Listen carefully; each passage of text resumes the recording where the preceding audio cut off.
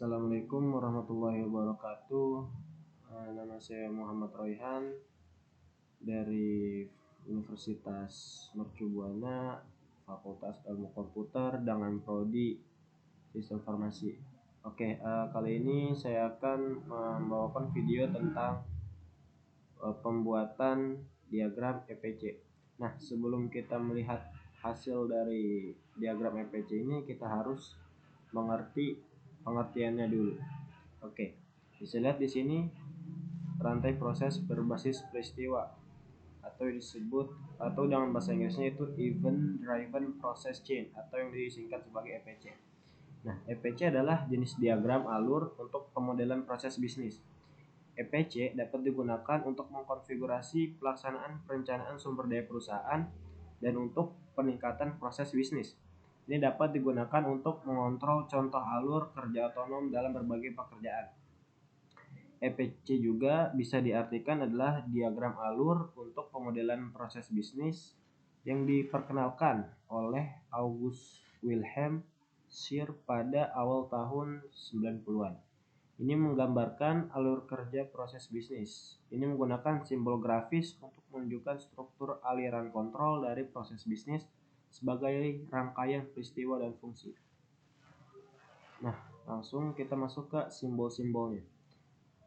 Karena EPC ini menggunakan simbol grafis, kita harus mengenali simbol-simbol yang ada di diagram EPC ini. Nah, yang pertama ini ada ini di event namanya. Nah, keterangannya adalah suatu peristiwa menggambarkan keadaan seperti apa suatu fungsi atau proses bekerja atau keadaan apa yang dihasilkan oleh suatu fungsi atau proses. Nah, yang kedua ini ada fungsi yang berbentuk persegi panjang dengan ujung-ujungnya itu tumpul. Artinya itu di sini suatu fungsi menggambarkan transformasi dari keadaan awal ke keadaan hasil. Selanjutnya di sini ada operator, yaitu ada 3 operator, AND, OR, dan XOR atau XOR. Nah, di sini ada artinya nih, atau ada fungsi-fungsinya, dia untuk apa. Nah, AND ini sebagai mengaktifkan semua jalur dalam aliran kontrol secara bersamaan, dan OR ini untuk mengaktifkan satu atau lebih jalur di antara aliran kontrol, dan XOR ini sebagai membuat keputusan tentang jalur mana yang harus dipilih di antara beberapa aliran kontrol. Jadi ketika ada 2 jalur, itu kita harus pilih salah satu, itu XOR. Nah, di sini ada oval juga, satuan organisasi. Satuan organisasi ini adalah menentukan orang atau organisasi mana dalam struktur suatu perusahaan yang bertanggung jawab atas fungsi tertentu. Nah, terus ada gambar panah, garis panah putus-putus, yaitu aliran kontrol, yaitu menghubungkan peristiwa dengan fungsi, jalur proses, atau operator yang menciptakan urutan kronologis dan saling ketergantungan logis di antara keduanya. Terus ada proses path, jalur proses. Ini menunjukkan koneksi dari atau ke proses lain. Nah, ada penugasan unit organisasi. Penugasan unit organisasi ini menunjukkan hubungan antara unit organisasi dan fungsi yang menjadi tanggung jawabnya. Nah, terus ada sumber informasi. Sumber informasi menggambarkan objek di dunia nyata yang dapat memasukkan data yang berfungsi sebagai dasar suatu fungsi atau data keluaran yang dihasilkan oleh suatu fungsi. Nah, yang terakhir itu sistem. Sistem adalah penyedia fungsi dalam suatu proses. Nah, ini yang terakhir, bukan terakhir, ini yang terakhir, yaitu arus informasi. Aliran informasi menunjukkan hubungan antara fungsi dan data masukan atau keluaran yang menjadi dasar fungsi membaca atau menulis. Nah, ini panah yang tidak terputus. Nah, berikutnya saya akan tunjukkan EPC diagram yang sudah saya buat. Nah, yang pertama itu ada pesanan masuk.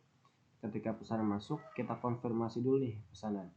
Nah, habis kita konfirmasi, nah ini ada dua pilihan XOR. Seperti yang kita ketahui, kalau XOR kita harus memilih di antara dua jalur kiri atau kanan.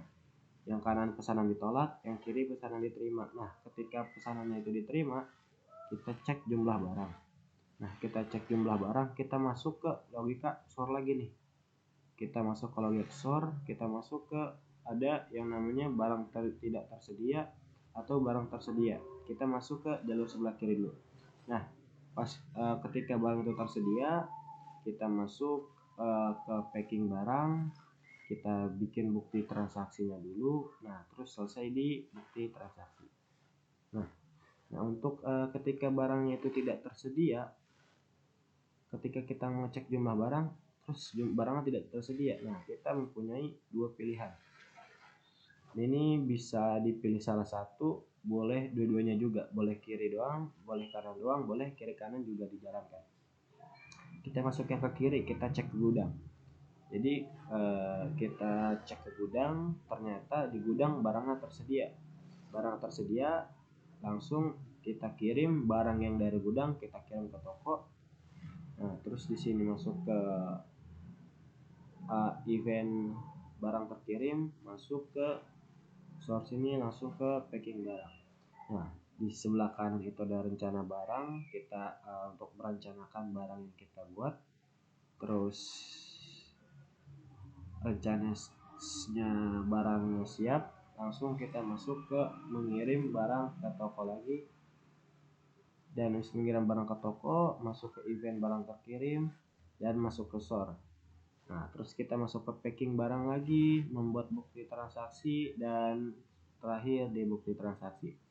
Oke, sekian video dari saya. Kurang lebihnya mohon maaf. Wassalamualaikum warahmatullahi wabarakatuh.